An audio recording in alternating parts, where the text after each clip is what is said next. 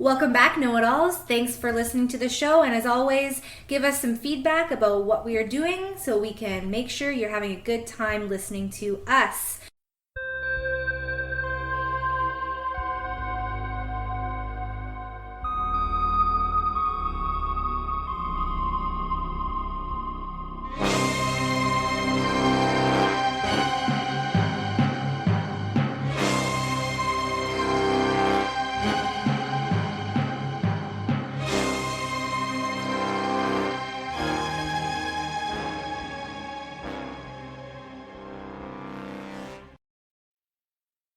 All right, man. Hey, buddy, how you been? Hey, I'm doing great, Mr. Clay. So earlier today, I was at work, and usually at work I'm doing work stuff because I'm like always busy. Today I had a little bit of free time, so I went into like an old script that I'm working on, like a story, like a movie, or like a book. Just something. I'm taking parts of my life that I really enjoyed, funny shit that happened, and I'm just throwing it into a big story. Hopefully, maybe one day it gets turned into a movie. I don't know. Maybe, maybe not. Either way, it gives me something to do with my time. So I'm doing some writing and looking through. I mean, I don't remember the last time I wrote in it, probably like 6 months ago. So I didn't know where I was at. So I started reading from the beginning to see where I got. And it got me thinking about shit that I've done in other countries and stuff I've seen that I wanted to see and stuff I didn't get to see because other people didn't want to go see it. And it just got me thinking that I know both you and I travel frequently enough. I mean, prior to bullshit of whatever's going on planet fucking Earth right now. But we used to do a lot of traveling, and why did we pick where we wanted to go? And did it meet our expectation? Did it exceed it, or were we disappointed? How about yourself? Uh, well, I mean, pretty much every time I've chosen to travel, there's always been a reason. I mean, obviously, there's always a reason for you to go somewhere. I mean, for me, most of the time it's been either related to music, a music festival, or festivals at a certain location, or secondly, it was related to a woman or women in one way or another. So otherwise, I've rarely taken much personal travel for any other reason. Yeah, for me, it's just to see a new place I've never seen. And usually you find shit on the internet, right? Like somebody will post a picture of a place, and you're like, I need to go there. Like there's that statue of it looks like Woody Harrelson in Budapest. It's not Woody Harrelson, but it looks like him in like a medieval helmet with a sword. And my fucking goal one of these days is to head over to Budapest and take a picture with the Woody Harrelson statue, who once again is not actually Woody Harrelson, but it looks a lot like him. So there's things like that. I remember I took this trip with a girl, and we went through a list of shit we wanted to see in Europe, places we wanted to go. So I narrowed it down to like 10 different places that I wanted to see. I think we had like 2 weeks. So I mean, I can do a city in like 3 days essentially, and then move on to another country and do another city for 3 days. So I was like, well, we can do four places, I guess, at 4 days each. And I was like, your family lives in Ireland, so I'm pretty sure that's one of your places you want to go. So I'm gonna throw that on the list.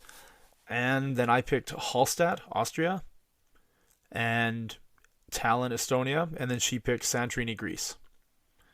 So we managed to go to all four places. So Hallstatt, Santorini, Tallinn, and Northern Ireland. And when we were in Austria, I had it all set up that I was going to rent a car in Vienna and we were going to drive to Hallstatt. Top of my head, I'm thinking maybe 4 hour drive. And it's also like a 4 hour train ride. So either way, you take the train from the Vienna main station or you take a car and you get there at the same time. Although with a car, it's going to cost half the amount of money, right? The car rental and gas is way cheaper than two train tickets. And she's like, I don't want to be in a car with you driving through the Alps because I don't like how you drive. I was like, yeah, but we save like money by doing this, and it takes the same amount of time. She's like, yeah, I just don't want to be. I'm gonna get car sick. You driving around in the mountains, I'm just gonna get car sick. And I respected that decision. I mean, I regret it now only because the reason I wanted to drive is there was a town on the way to Hallstatt called Fucking in Austria. Fucking, Fucking Austria. And I just wanted to go and take pictures of the signs in town. That's it. You could always say I was in fucking Austria. Exactly. And we ended up taking a train, which was awesome and beautiful. And as of this year, they changed the name of the city from fucking to fugging. So you can no longer go get a picture with the fucking signs in Austria. Damn. Yeah, major disappointment, obviously, in my life because I'm, as mature as a 3-year old. So, yeah. Right. So, do you think did I make the right decision by listening, or should I have started an argument and got my way? What do you think? Being a guy, what would you do? I probably would have done the same thing you did because it's not worth it. And for me personally, I don't like driving in the mountains, and I definitely don't like driving on roads that are very like curvy and in and out. I can't stand it. I mean, and you'd say, well, would you be okay with it if you were the passenger? And I'd be like, I'd have the same problem she would. I would feel car sick because of all the swerving and everything else. I when I was a kid, I could get car sick if I didn't pay attention to exactly what was going on. Too much motion. But obviously, if it'd been you and another dude, you'd been like, "Hey, man, no, we're taking the mountains. We're gonna both go to fucking Austria." And then Oh, yeah. the other guy would have been like, "Fuck yeah, Yeah, we're gonna fuck go to yeah. fucking Austria." Fuck yeah, we are. But Now we can't go to fucking Austria. exactly.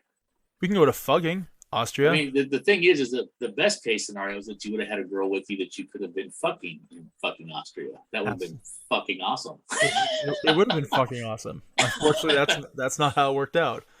I mean, yeah, So- we fucked in Tallinn a couple days earlier, but there was no fucking in fucking Austria. Unfortunately, that is a damn shame. it is. But I mean, there's Yeah. always other places I can check out. I see that the UK has a lot of fucked up names, like a lot of fucked up names. Yes, they do. So I should probably do a little road trip around there, just to the fucked up names. I mean, there's no fucking. I want to go somewhere someday and drive on the left-hand side of the road. I don't care where it's at. It could be the Bahamas or Bermuda or whatever, where they drive on the left-hand side, or the UK or somewhere, just because it would be such a trip to drive on the left-hand side of the road. When my daughter and I went to Scotland a couple years ago, I had a car rental all reserved, and we were going to drive to the Isle of Skye. And on the way there, there's James Bond thing. Like, did you ever watch Skyfall? Yes. And there's a scene where Bond and Am are driving to his ancestral home, and they just park the car, and they look over like the dreary fall brown hills, and he's looking at the house way down the way, and she's like, "That's it." And he's like, "That's it." Do you remember that scene at all? I do. You showed me the picture before. So. Yeah. So we went there and we did that, and that was, I mean, fucking awesome, but not as fucking awesome as fucking Austria. Right. And that's cool. But driving on the other side of the road, I'm really glad I had somebody with me that wasn't my like 9-year-old daughter, because I needed a navigator. Like, I'm not gonna lie, there was so many times I was going through a roundabout and I was like, okay, this is kind of backwards, this is a little weird. And when you get to places, you don't look to the left if somebody's crossing the road, you look to the right. Like, it does fuck with you. And I was terrified that I was gonna get myself killed. But I tried to stay off as many city streets as possible and just stick to the countryside. I think that was a good idea. I would actually probably be terrified as balls doing that, but I'd want to do it anyway. There's a lot of the highway out on the Isle of Skye. It's not designed for touring and tour buses and stuff like that. It's like old school. So when you're out there and there's a tour bus in front of you, there's a lot of you can fit like one lane of traffic. So there's little pullouts everywhere where you got to pull out to let the vehicle pass that's oncoming. And then you get to the next pullout and there's a vehicle pulled over waiting for you, and you pass them and they get back on the road. It's super fucked up. Like, there's a lot of really, really, really small roads, and they can't build them any wider because there's like lakes and stuff to the right or to the left. They just can't. They just can't. There's property to one side and then like a body of water to the other. You just got to deal with the little pullouts. It's kind of scary to see like a tour coach, and you're like, what the fuck? How's this going to work? Because there's a tour coach coming one way and a tour coach in the direction I'm going, and you just have to watch one of them slowly inch off the side of the road, and it looks like they're just going to tumble down a hill. There's not a lot of room, and it's fucking terrifying. And as a little vehicle, I wasn't as terrified, but watching those big tour buses, terrifying. Well, they must have balls of steel on those bus drivers. Well, you ever see the stuff like in Pakistan and stuff where they're on those? Oh God, roads? Yes. Oh You're yeah. like, who the fuck? Like, how could you even? You've only got 3 tires on the road, and the 4th one's hanging over the edge of a cliff. You're like, would you go on a tour like that? Hell no. I love seeing when they're just like booking it like around the side of a mountain, and you're like, oh my God, they're gonna die any second. You know what I'm saying? It's like 2 wheels and half a wheel on the road. One wheel, like when they turn, one of them sticking out in the air, then it gets back on the ground, and the other one in the back sticking out in the air. It's like, you guys are just nuts. I mean, I want to do it. There's a lot of roads that I want to go on when I travel. Like, when I travel, I usually pick a cool road or cool bridges to see or drive on. So all of those like high roads in Pakistan or China, those are all on my list. But I don't I don't know if I would actually have the balls to do it once I got there. Yeah, it's a lot. It's one thing to see it like on a video or TV screen. It's another to be sitting there when your butt's puckering up and you're looking over 1,000-foot drop and going, yeah, I don't know. I watched some of those videos of guys that are on like bicycles pedaling like on the tops of ridges and stuff, and literally it's just like 1,000-foot drops on both sides of them, like less than a 2-foot wide path. And I'm just like, sorry, I guess I'm just a puss. maybe if I'm wearing a parachute, but other than that, there's no way I'd ride my bike on that shit. You know what? It's probably just because we're older. If you were like 21, you probably would have been like, hell yeah, I'm going to do it. I remember I went to Europe with my mom. Do you know what the Mailloux Viaduct is? No. All right, so the Mailloux Viaduct, it's in southern France, like on near the border of Spain and France. There's a valley, a huge valley, and the only way to get from one side of the valley to the other is to drive all the way down to the bottom of the valley, through the little village, all the way back up the other side of the valley. So then they commissioned a bridge to be built just that spans the entire valley. It's huge. It's the world's tallest, not the world's tallest bridge, but not the platform you drive on, but the pillars that hold the bridge. Uh-huh. That's the tallest part. But when I got there with my mom, we went down to the village, and there's a little thing down at the bottom that teaches you all about like how they built it, how long it took, and stuff. It's like a visitor information booth. We're looking through it, and then we get out and we look up, and the bridge is like way the fuck above us, and we're like, that is fucking huge. And so then we drove to the other side of the valley all the way up, and then drove across the bridge. It was fucking terrifying. Like, it's so tall, and there's nothing on either side of you. It's just that little bit of a bridge. And I'm just wondering, like, if a tire blows, or if I hit something, like, will I fly off? And you don't know if the girders are strong enough to hold you. You have no idea. And they have actually built the bridge in a way that the bridge itself is like domed, so you don't get vertigo. Yeah, so the bridge isn't flat. The road isn't flat you drive on. It's sort of domed a little bit. Because apparently you get vertigo because you're so high up. It was fucking terrifyingly awesome. Wow, that would definitely be an experience. I know my mom gets scared shitless of heights, so that was kind of neat. I was freaking her out. So I think you have to pay a toll right before you get on it. And we pay the toll, and I'm driving. I look at her and go, oh, I don't want to do this. Do you want to do this? I don't want to do this. We should turn around. We can't turn around. There's no way to turn around. I was like, we got to stop. She goes, okay, we'll stop. And I was like, yeah, I don't think so. And I just kept on going because you can't stop. But right. Yeah, she was starting to get scared when she saw that I was scared, but then I just laughed it off and just kept on going. I kind of wanted to do it back the other way as well, but we were on a time frame. We were driving from Barcelona to Monaco. We had a couple days. I mean, you obviously can't do it in one day, but it was sort of off the beaten path, like 45 minutes out to the middle of nowhere for this bridge. It's fucked up when you explain that to people. Like, so why'd you go there? Like, it was close enough, but not really close enough. Right. But my friends sort of expect that. I remember when I posted the James Bond picture, one of my friends was like, oh, was it just in quotes, a little bit out of the way, like 4.5 hours out of the way? I was like, it was actually only like 12 minutes out of the way, strangely enough. It was pretty close to where we were. But yeah, usually they're used to me doing a detour of like, 2 hours one direction just to see something.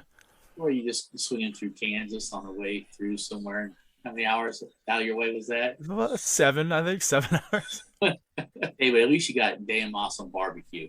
It's true. I mean, when's the next time I'm going to be in Kansas City? I'm in Chicago. I'm thinking like I'm driving back to Canada. If I drive 3.5 hours this one way, I get to see Charles. There you go. And I did it. I mean, the guy I was with gave me a hand job the whole time. So I was entertained. He was entertained. And then he was fed way before the barbecue because I just kept jizzing and jizzing. There you go. It's what I do. It's my thing. Yeah. I'm gonna be up in Chicago here in May a couple times. So how long is the drive to Chicago directly from you? 9 hours. Okay. So first time is a 3-day music festival. So I'll be driving up and then I'll be driving back the day after on a Sunday. So that's pretty much the whole weekend. And the other week, the other time I'm going up is the very next weekend. I'm going to go up to see a couple of bands play on a Saturday. But I was already planning on going to St. Louis on a Sunday. So it's kind of like, it's only an extra 8 hours of driving versus what I was going to do anyway, which is 8 hours of driving. So, and you prefer to drive? So now I can do a night of shows in Chicago. Then I'll drive to St. Louis and see a night of shows, and I'll go home. And you prefer to drive over fly? I would prefer to fly, but because of the medical things and whatever's going on, I'm not flying right now. So they won't let you fly, or they may or may not. The thing is that because of all the things that have happened, rental cars are so expensive. By the time you factor in the rental car plus the car rental, I'd rather just drive, have my own car, have my own freedom, and not have to worry about a rental car, especially in some place like Chicago that's not exactly known for being not the worst place to go in the world, but not the best. Not exactly necessarily not necessarily where I'd trust a brand new rental type car. I'd rather be driving my 23-year-old hoopty that I'm not too worried about somebody stealing. Yeah, when I drove my car to Chicago, it's like you saw the Camaro, and I'm like, huh, just leaving it everywhere in Chicago, like downtown. We went out for like hot dogs, and then at the hotel, I'm just like, this doesn't seem very safe at all. Yeah. Yeah, and And, then yeah. No, I understand, dude. Where I'm at's in the loop, so it's not the worst area, but it's a little sketchy at night. I remember my mom and I on that exact same Europe trip in Monaco. I couldn't find the hotel. I booked something on Expedia, and I couldn't find the name of the hotel. We kept driving up and down the street. We were using the GPS, and couldn't find it. And I'm asking these construction workers, and most people there are speaking French, and then English is their second language, which I'm super happy that somebody else speaks my language because I can't really speak their language, so it's super helpful. And they kept pointing to the same building I was parked in front of, and they go, that's it. And I just looked at it, and it was an apartment complex. I kept looking for the name of a hotel on it, but there was no name outside. And then when I like walked up to the front windows and looked through, the name that was on my Expedia form was also on the inside of the building. So I was like, oh, okay. So then there was a girl working the door, and she came and got it, and I went in, and she took me to an office, and I didn't realize I had rented an apartment. I kept thinking it was a hotel. Oh shit! So somebody was just subletting their apartment daily for summertime. Oh right? wow! And yeah.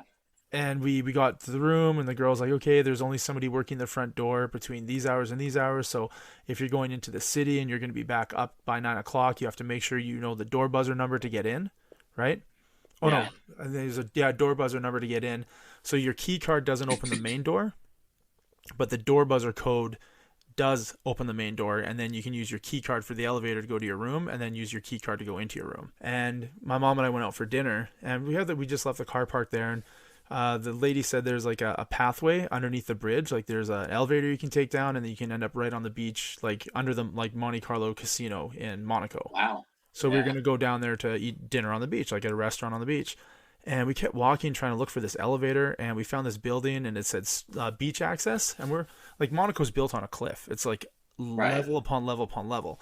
So we like kept knocking on the door to get into the room, and this guy is like, I don't know what you need. And we're like, we just need the elevator to get down to the beach. He's like, okay. So we're about to get in the elevator because he let us in the building, but he was super confused by it. And I was like, why is he so confused? I mean, it says beach access. This is not something he deals with on a like minutely basis. Like, why is this door locked? And then he shoves his hand to stop the elevator. He's like, okay, you guys don't live here, do you? I was like, no, we're from Canada, and I'm staying at like an apartment like way up there. He's like, okay, this is a private residence, and there is an elevator that goes down to the beach, but you guys shouldn't be using it because you don't live here. I'm like, oh, where's the public access elevator? He's like, oh, it's like 2 blocks down that way. I was like, oh, that sucks. He goes, you can use it, it's fine. Just when you get down to the bottom, just, pretend you live here. Make it like you own the place, right? I'm like, okay. So my mom and I went down this elevator, got to the bottom, and nobody was in there. We just walked this long hallway. The lights were lighting up. It took us right to the beach. It was super fucked up. The elevator goes like right through the mountain. It's pretty incredible. And, Monaco's pretty amazing. But then we had dinner, checked out the casino, and then went back to the apartment.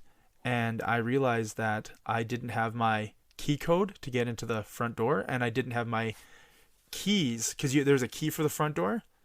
And she gave me a key ring that had the key code on it, and I left that in the room. So I couldn't even get into the front door, and I couldn't unlock the front door to get into the elevator. Once we got inside, it would have been fine because I had my card on me that does the doors on the inside. Right. So my mom and I are like, this is kind of fucked. It's like 11 o'clock at night, and I don't even have my keys to get into the fucking car rental. Like we would have to sleep on the street. There's no way for us to get in because nobody's working the front desk. Right. And some guy was walking his dog, and I just asked him if he could help out. And he looked at me. I was like, I'm staying here tonight. Once I get inside, I get my key card. I'm staying in room, like 315 or whatever. He's like, yeah, I was just walking my dog. I do live here, and I know people sublet their apartments. I can let you in. It's like 11:30 at night. We are outside for like an hour and a half, just like ready to sleep on the street like a fucking homeless person. And this guy was walking his dog, and he just walked back and he unlocked the front door for us. And then he watched us use the key card to get in the elevator, so he knew that it was like legit that we had the key card to get in. And yeah, he followed us up to a room. We opened the room, and I grabbed my keys. He's like, "All right, okay, cool." I was like, "All right, thanks, man. I really appreciate it." But I would have spent the night in fucking Monaco on a park bench with your mom. Yeah, with my mom. Like, that makes it even a better story. Yeah, you probably would have ended up on some photo of like homeless woman and son sleep on the street. Yeah, it would have sucked so bad. We couldn't find the place. We were like 2 hours behind with our night. If I hadn't taken so long to find the fucking apartment, we would have been back up before the person was done their shift at the front desk. Or you could have just remembered your key. Yeah, well, I mean, we were just so behind. I really wasn't listening. I was just like, I just want to go. I want to get down to the casino. I want to get down there. I want to walk around. I want to take some pictures. I want to go for dinner. So yeah, I just pretty much brushed it all off. But yeah, being impatient really, really fucked me there. But dude, I have times where I leave work and I realize I left my phone. I'm already like 3 miles away, and I'm like, I gotta go back to work to get my phone. And you go back and get it? Oh yeah, ain't no way I don't have my phone. Isn't that weird? Yeah, it's weird. I keep like I gotta remember that. Of course, now I got a new phone. I got my new iPhone 12 mini. So it's not new, but I mean it's new to me compared to my old 5S. So I'm pretty happy with it. I can't believe you didn't get anything in between the 5S and the 12.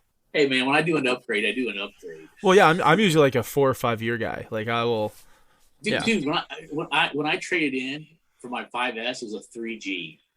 Okay, yep. I traded in an iPhone 3, and they were already like on the iPhone 6, and the iPhone 7 was about ready to come out, and they're like, you're buying an older phone. I'm like, oh yeah, I know. I bought like an older phone, and I've rocked that 5S for like, God, since I basically like before I even got my divorce finalized. So it's been like 7-8 years, maybe something like that. Holy crap! I've had it forever. I only paid $200 for it, so I got my money's worth out of it. Yeah, my 5 was terrible. My 4 was amazing. My 3 was good, but that 5 was a piece of shit.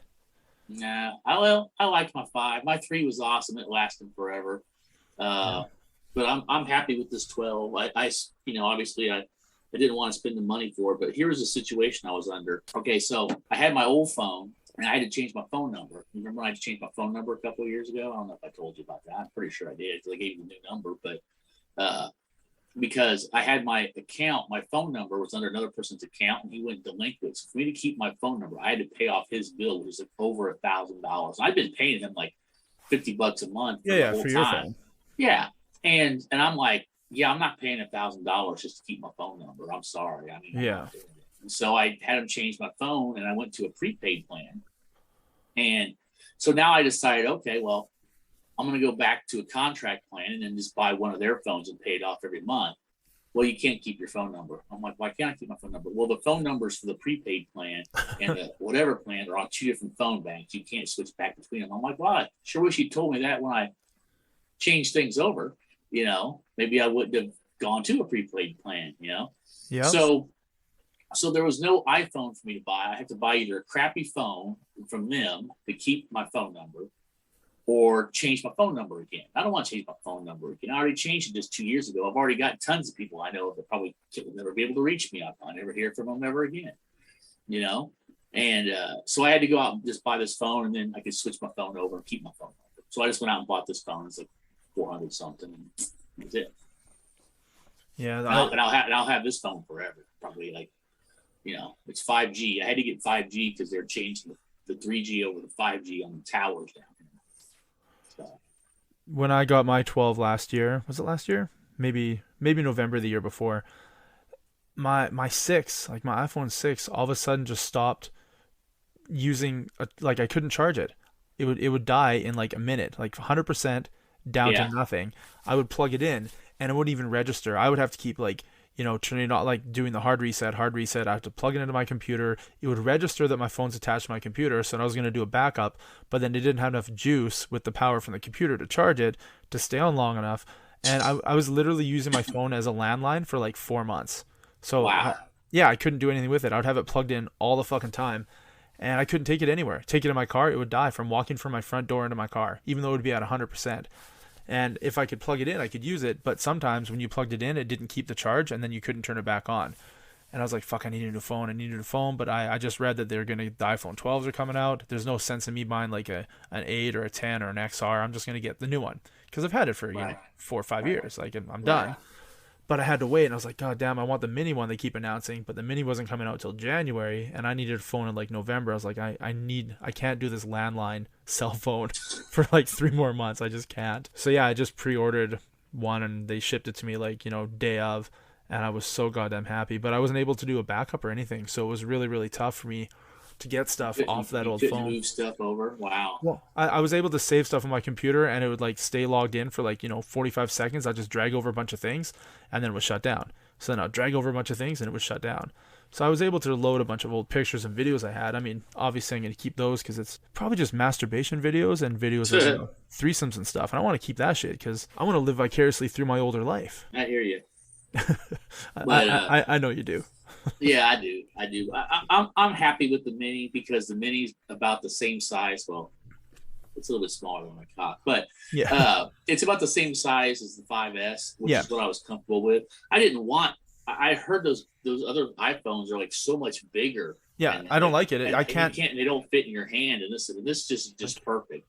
Like if I can't use my thumb to get to the top of something because the phone is too big. I wanted the mini, but I didn't want to wait 2.5 more months for it to come out.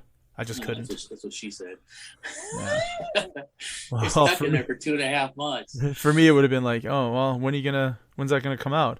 It already came out before I even took my pants off. That was our little distraction from the travel. But the thing is, it's good to have a good phone, especially if you're traveling, because you like to take a lot of pictures, especially pictures of, firemen and fire hoses and stuff like that. Absolutely. Sometimes. If you can turn a statue into anything sexual and you don't, there's something wrong with you. That's like a crime. Exactly.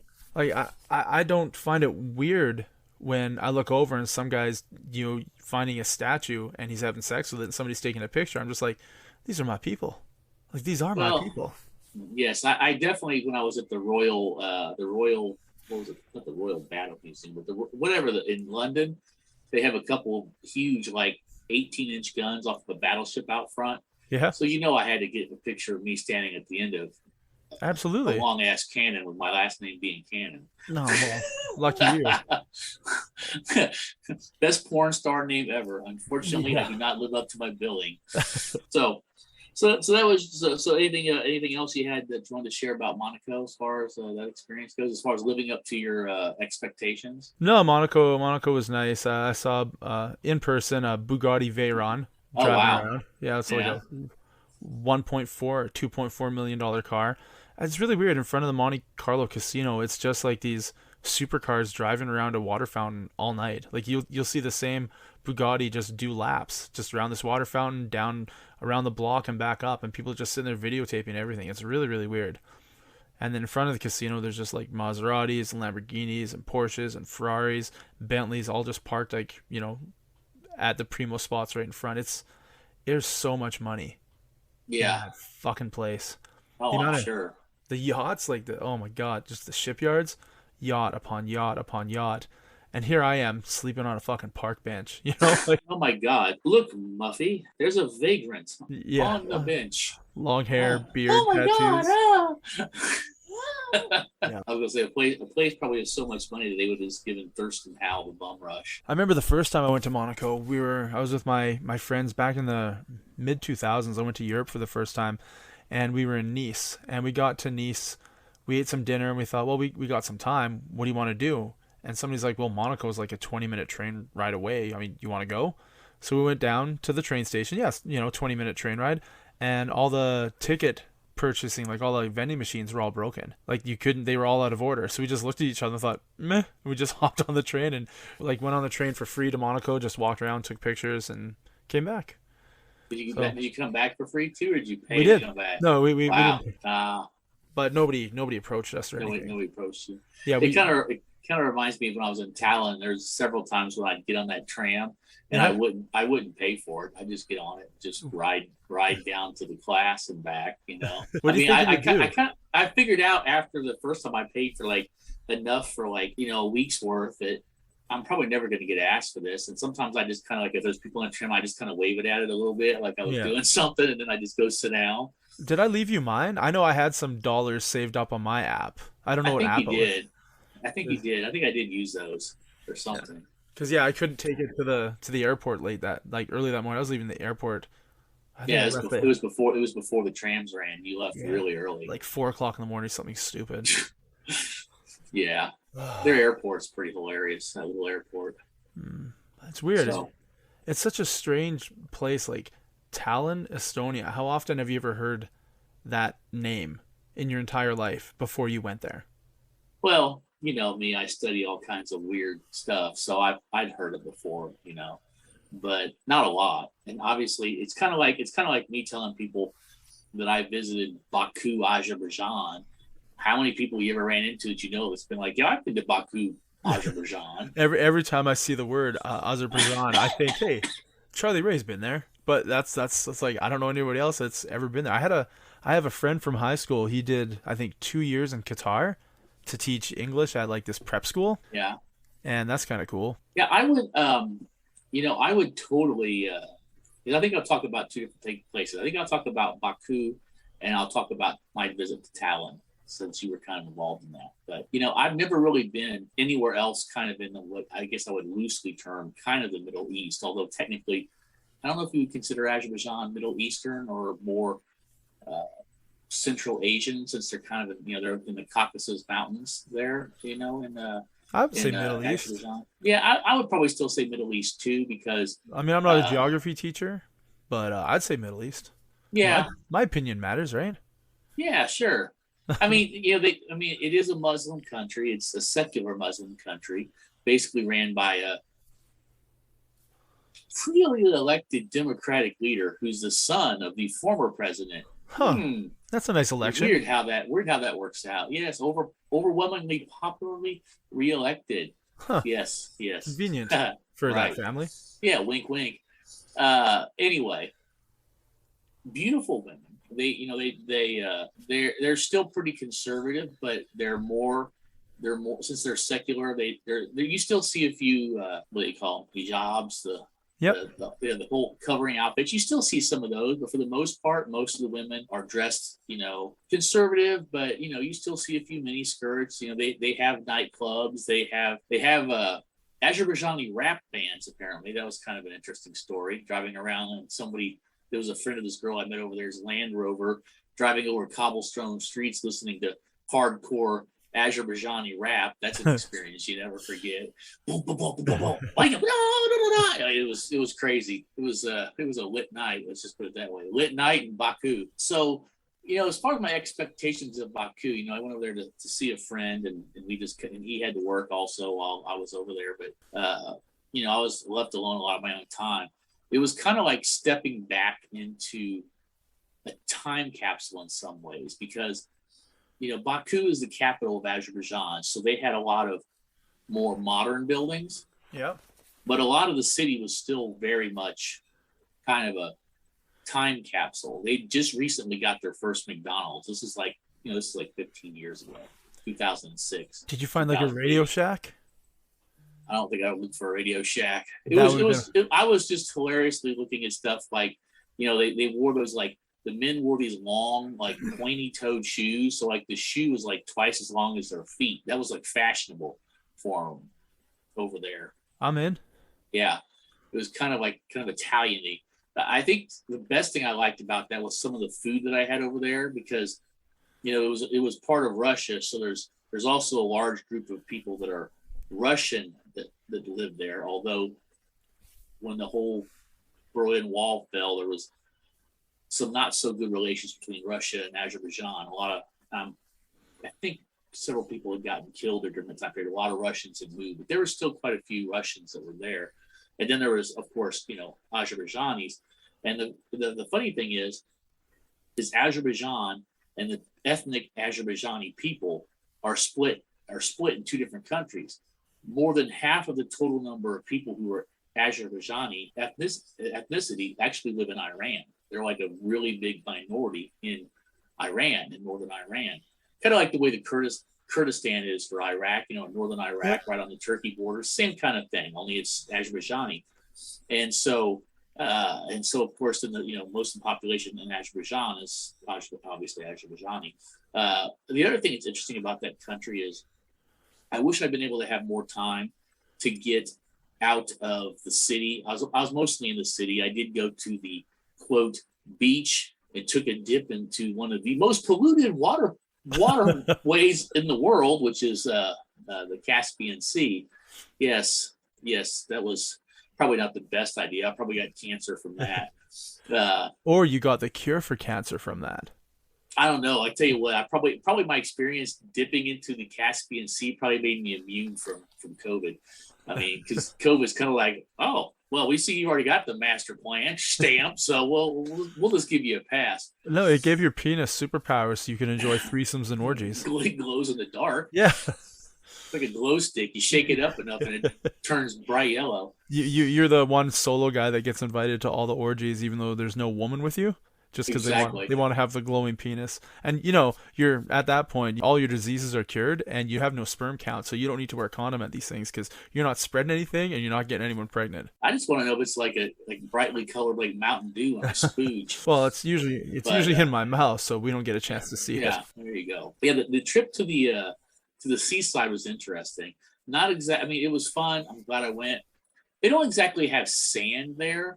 The entire beach is basically just like tiny seashells. So let me tell you something. Yeah, it doesn't feel like that. It feels like walking through a room full of Legos.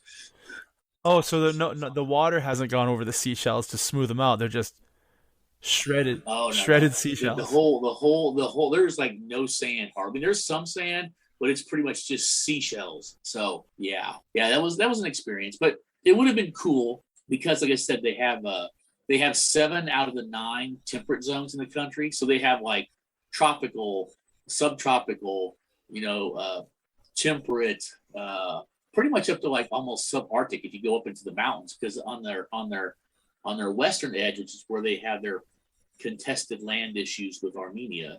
That's another whole story that I won't touch upon politically. But they have like all these different types of in a pretty small country, they have 7 of the different types of 9 climate zones. So that's pretty interesting to think about. In just one place. It would have been, in one place. Yeah, because they go all the way from basically being below sea level and they have desert, they have plains, they have tropical, they have subarctic. It's just nuts. All this stuff is all in one little country. And I look out my window and I just see tundra, snow, and wind blowing snow. Sounds appealing. Yeah, it is. It's pretty awesome. So are you far enough north that you have like a certain number of days of the year you have no sun? No. You have 0 sun. No, I'm far enough up north that in the summertime the sun doesn't fully set till after like 10 o'clock. So that's always cool. Like it's light out. My kids can play across the street at the park till like almost 11 o'clock. So That's cool. And we do get northern lights. So that's really cool. That's awesome. That would be cool. Yeah, I enjoy them. Like sitting in my hot tub, northern lights. Go for a drive, northern lights. And it's amazing. I'll be driving back from Edmonton and I'll just like look over to my left and it'll just be the mountain, or the sky will just be lit up for like kilometers and kilometers. I'm like, this is nice. Like this is really nice. That's pretty cool. I shit on living out here. I really do. I shit on it a lot.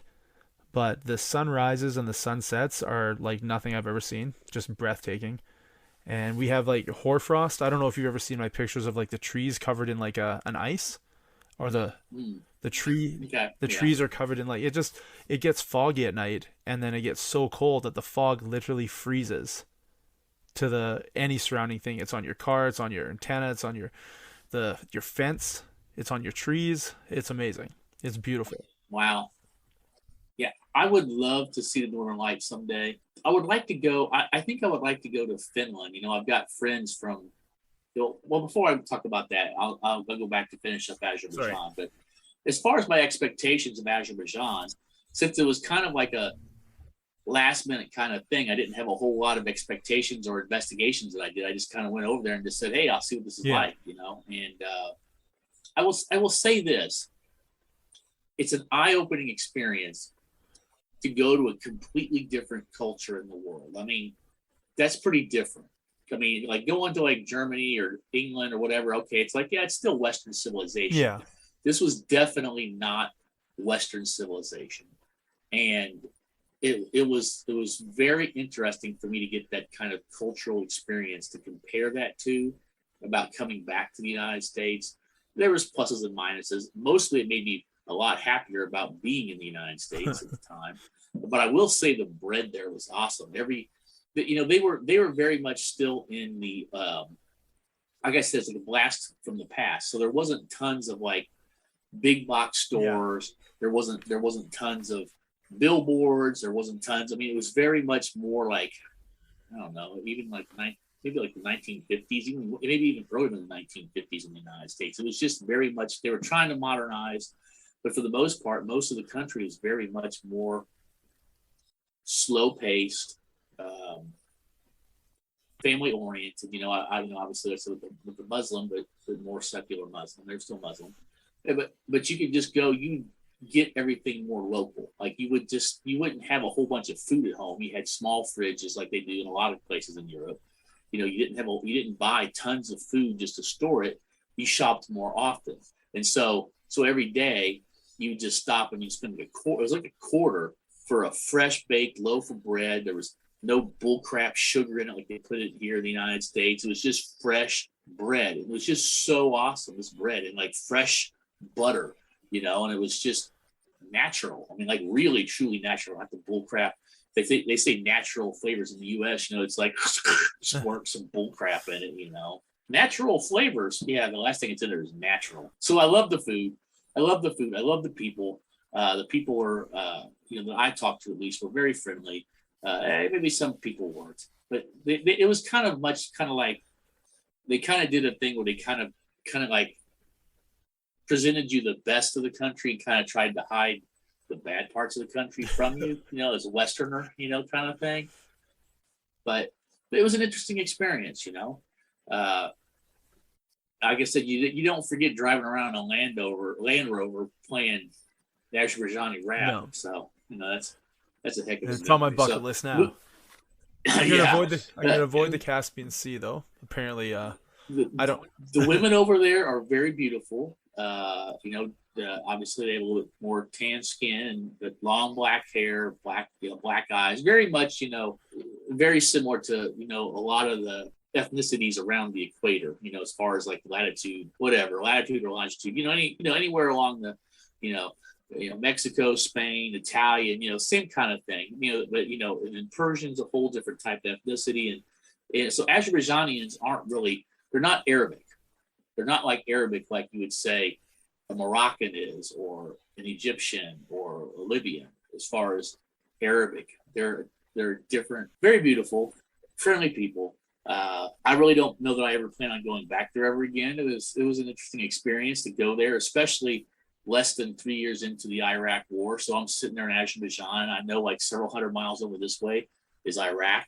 And then not very far south of me is Iran. So it's like, I'm surrounded by Russia, and, it's like, we weren't at war, at most of these places, or in there attacking, except for Iraq, but it's still a completely different part of the world, and when I see people who are like, I'm going to go out here and hike out in the desert, like right over there is the Iranian border. They won't arrest me, some of these smart people that decide to test whether Iranians will arrest you. That's not me. Yeah, I don't think there's going to be much arresting. You just won't ever make it back home. Yeah. The thing is I would love to visit Iran. I would love for us to have better relations with them. They have so much beautiful history and culture, and I would probably end up getting chased or shish kebabbed if I did anything inappropriate with the women over there. But they are beautiful women, at least from what their eyes show me. Well, I mean, I guess you can live in America and you can do whatever you want. You can pretty much own women, right? Yeah. Well, isn't that true? Like from the Midwest, do you not? I mean, do you not? Not on my side. Oh, okay, maybe I'm reading this wrong. I don't know. Last time I checked. So we'll move from the hot country of Azerbaijan. We'll go to Tallinn, Estonia, since you've been there and you came back over to visit when I was there. And so I knew I was planning on going to Tallinn for some time because I had this tantra massage teaching certification that I was going over there for. So would I say it was about what I expected? I'd say probably. I mean, I knew it was a former Soviet bloc country.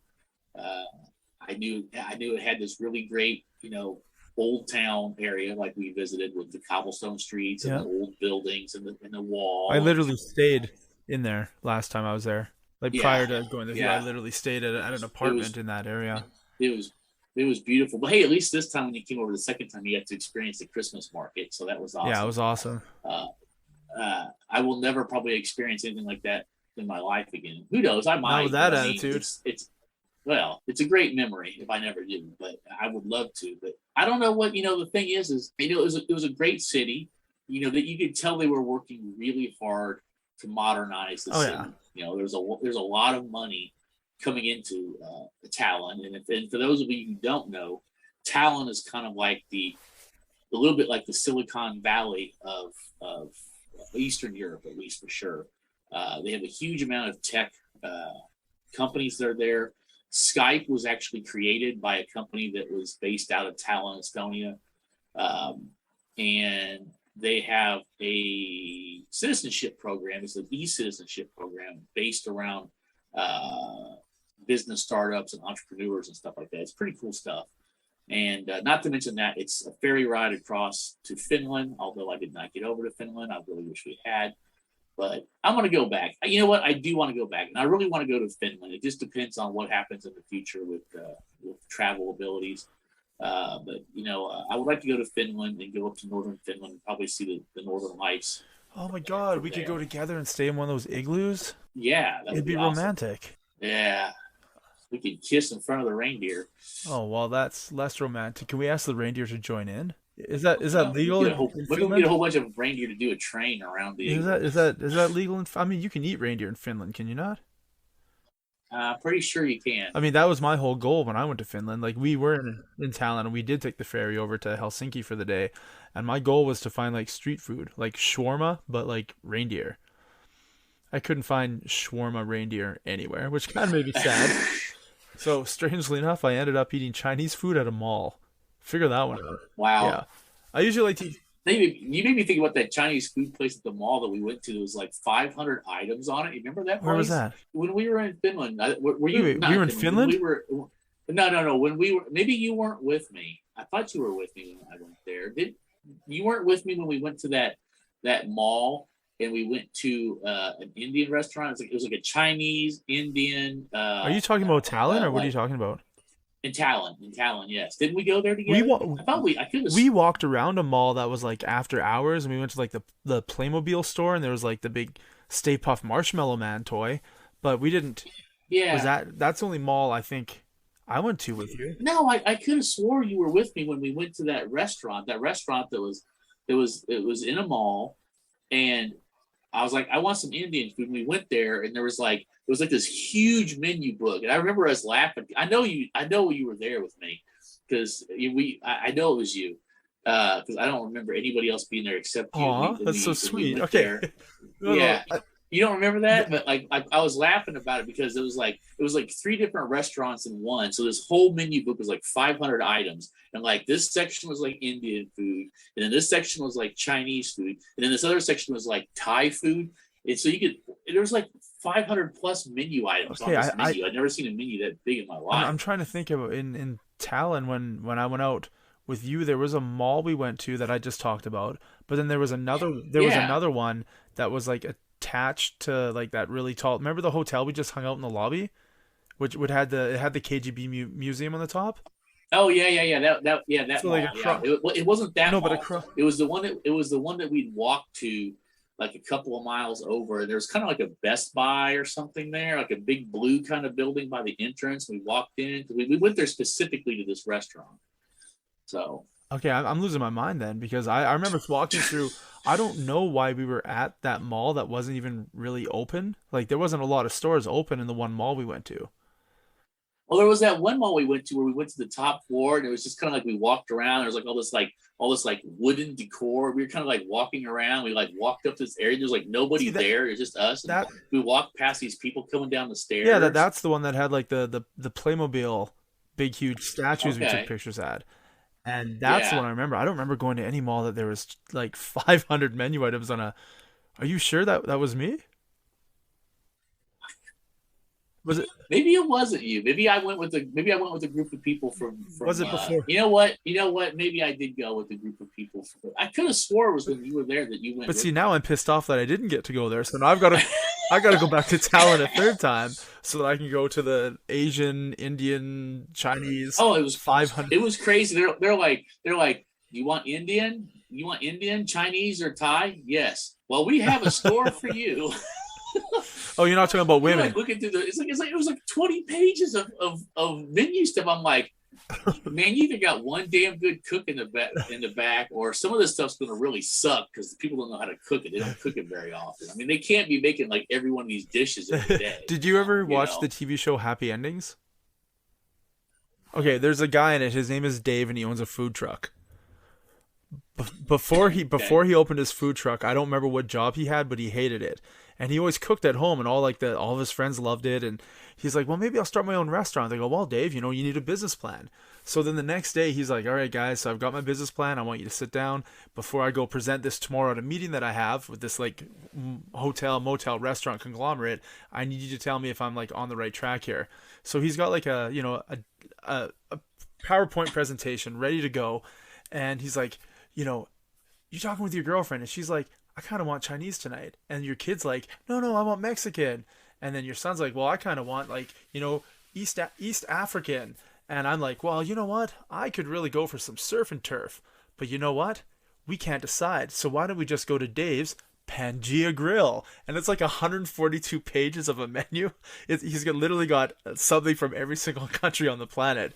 And his friends are like, "Dude, that's not gonna work." But they look at each other like that's not gonna work. But they keep being like, "Yeah, Dave, that's a good idea. You should do that, Dave," because they don't want to knock him down, right? So then the next day he goes to meet with the conglomerate, and the guy's like, "Are you even kidding me right now?" Like 442 pages of a menu. He's like, "Yeah, but everybody's happy." But this is what you're talking about, right? Like they're not going to make Right. everything. No, I was sitting there thinking, dude, there are so many things on the menu. If I came here every day, it would take me almost 2 years to try everything on the menu. If I came here once a day, that's You see, no, ridiculous. I definitely wasn't there for that because oh my God, I would have so much to say in that situation because I'm a foodie and I own a restaurant, so I would be all up in that. But no, I got to go back now. Yeah, I got to go back. yeah. The more I think about it, you weren't there because you would have remembered when it involved food. I think I went there with like a handful of people from the class. We went there for lunch one And it was day. all different So, ethnicities so from the class, so everybody got what they wanted. yeah, well, yeah. I mean, none of us were Indian, Chinese, or Thai, but yeah. But it was. I'm gonna have to see if I can find that restaurant. I'll message you so you can look Well, it I mean, up. It's nuts. I found all both the So restaurants I found the first time in Estonia when I was there with you. I found them again, and awesome. yeah, But yeah, oh yeah, man, restaurants. The amount of times I've gone out to just eat. Like I will plan the vacation and just be like, well, where can I eat around the hostel? Where can I eat around the hotel? And I think there might be right. something wrong with me because that's sort of how I plan my vacations. I'll even go somewhere and be like, all right, so these are the four different flavors of Lay's I'm looking for in Estonia. These are the three different kind of Fantas I'm looking for. And then next week I'm going to be in Germany, so these are the four different Fantas I'm looking for. These are the Schweppes I'm looking for. I think maybe I have a disease where I just have to go find these strange things. The thing is, people all around the world have done stupid shit. I mean, I don't understand why people collect matchbooks, but people do. Some people like to collect GI Joe toys like Yeah. us. I don't know why we My do. grandma I mean, I kind of know why. I kind of know why I do, but my uh, grandma and grandpa used to collect matchbooks. They had this old wicker basket, probably 2 feet tall, 1 foot wide. And my cousin Sean and I would, when this is little, we were like 7 or 8. We would just like dump that on the ground and we would separate all the matchbooks into like, this is all the same brand of, like, this is all the Super 8 and this is all this casino in Las Vegas. And we would just like separate it. And there was, oh my God, I'd say thousands of matchbooks. But yeah, they collected matchbooks. It's weird you say that. not a fire hazard. I've never Not a fire hazard. in a fucking wicker basket. Yeah. That's what makes it even the fucking best. Like the fire department coming to check out the burned down house. I'm pretty sure the fire started over here. There's like an outline of a basket. What the hell were they storing in here? Oh, that was their matchbook collection. Yeah.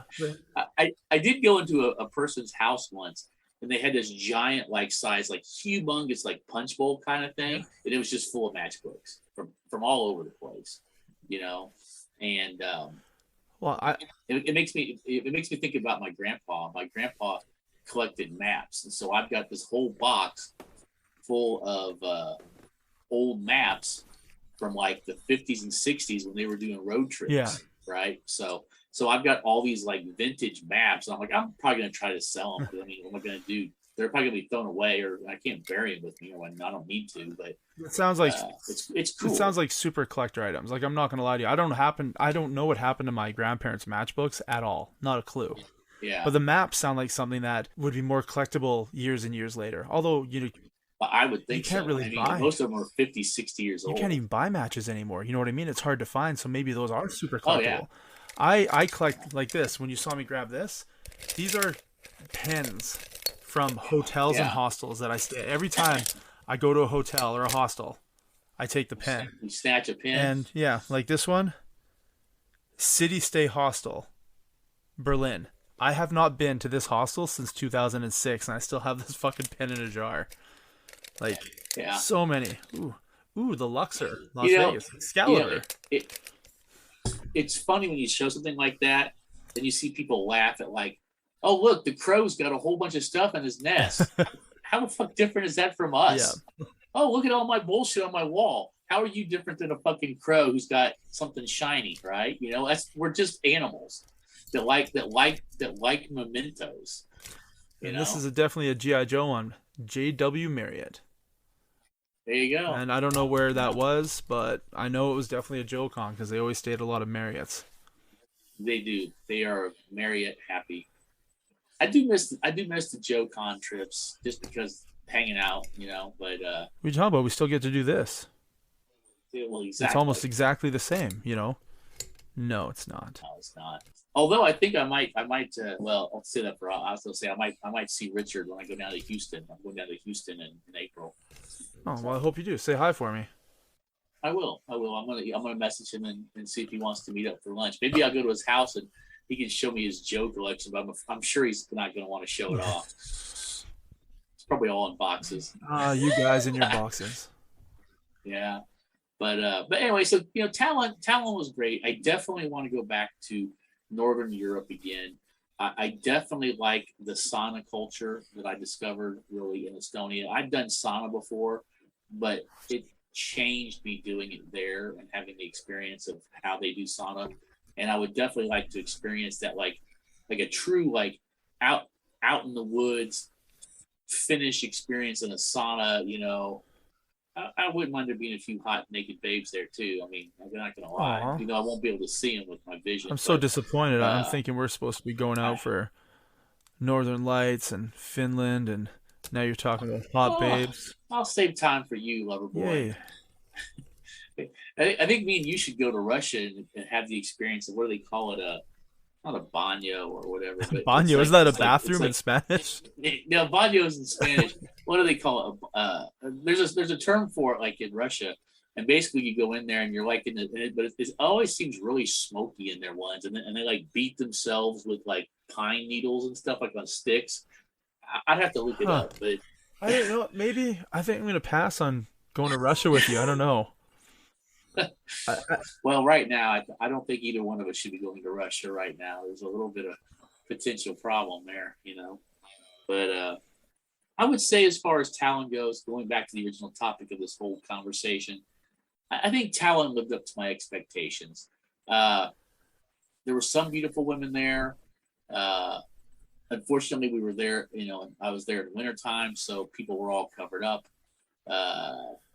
You know, it was a mixture of new and old. It was really cool to see a lot of the old. It was weird to see some of the. I really wish I could go back in time, and when I was like 22, 23, 24, 25, right after the Berlin Wall had fallen a couple of years earlier, that I'd been able to travel then, before the West really started to invade Eastern Europe and strip away its cultural identity, you know, and I mean, obviously, I would have liked to gone back in time and visited before the Russians invaded and they built a bunch of ugly architecture. But before World War II, when everything was destroyed and so on and so forth, I would love to have seen Europe, probably like in say the middle 1800s. Probably most of Europe was just beautiful, and like hundreds and hundreds of. I mean, they still have hundreds and hundreds of year old architecture, but a lot of it's been destroyed, and that's just sad. Anyway, I guess I'll just sum up with this: if you get a chance to go to Tallinn, Estonia, definitely go. Preferably, probably better to go in the summertime. But if you are a winter lover and you like snow and you like the cold, then go in wintertime. Definitely go to Finland if you can. I haven't been there. I want to go there.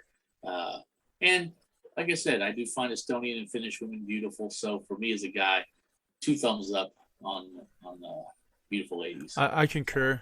Summertime was to walk around in shorts was much nicer than to walk around all bundled up in the wintertime. But I don't think I would have given up the winter Christmas market, honestly. The Christmas market in the town square was nicer than anything I saw in the summertime when I was there. And it really wasn't that cold. I'm sure you experienced way Well, we didn't even have snow or anything when I was there. You know what I mean? Like, no. I didn't even bring a heavy jacket. I just brought my regular spring jacket, but I did bring a scarf and gloves, right? Because I figured it would be, I would say it was definitely chilly. Oh, yeah. It wasn't cold. And I think you definitely, because of the Baltic Sea being nearby, I think it definitely helped, the temperature a little bit. It did snow that one day. Weren't you there when it snowed? I don't think I saw snow when I was there at all. I was disappointed when I saw the Christmas market. I was like, damn it. I should be here when it snows. This would be much nicer. No, that's right. We were walking around. It was raining. Yeah. It was raining on us. It snowed the week after you left. Yeah, I miss all the good stuff. Yeah, I miss the 500 menu item Chinese/Indian restaurant. I miss the snow. I missed all the genitals you guys touched in class.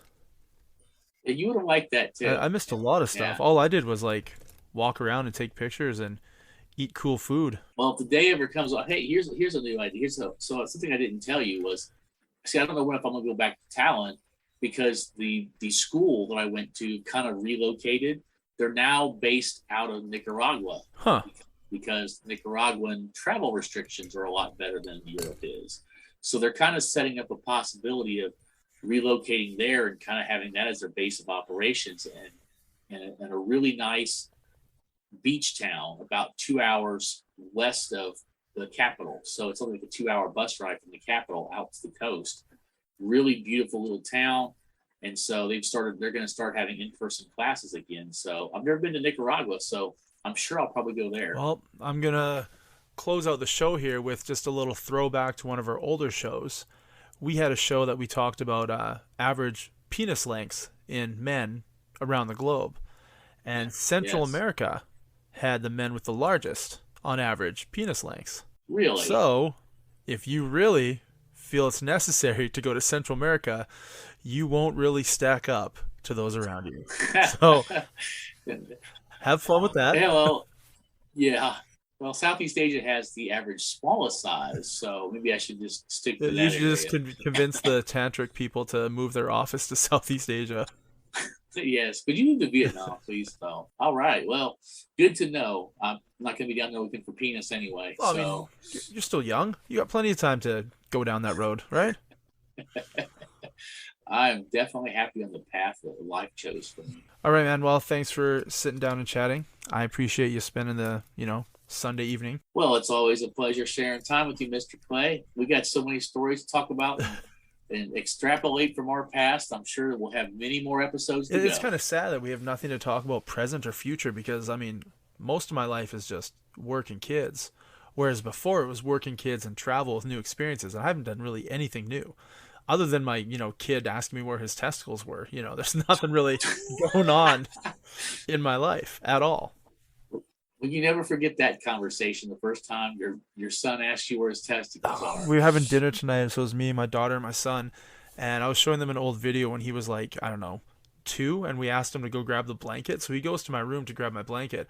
And there's 2 blankets in there, and they're really heavy. And he's trying to, drag them across the floor and around a corner. So they're getting stuck around the corner. He's like, help, help, and he's so little, right? So I just laugh at him instead of helping him, and he just looks at me like, hey asshole, I said help. And to me it was just funny. So I'm recording and I go help him with it, and my daughter's laughing about it, and she's like, you're such an idiot, to my son. I'm like, is he so much an idiot like you were when you were little and you said, my brother's so cute, I'm gonna marry him one day? And she just started laughing. She's like, yep, nope, I definitely said that, and I'm definitely wrong. So yeah, Well, kids do say the darndest things. they do indeed. They do indeed. Well, shall we cap it off Yeah, man. and say peace out? Yeah. And thanks for listening, everybody. We appreciate you every time. Thanks for listening. Peace out. Peace.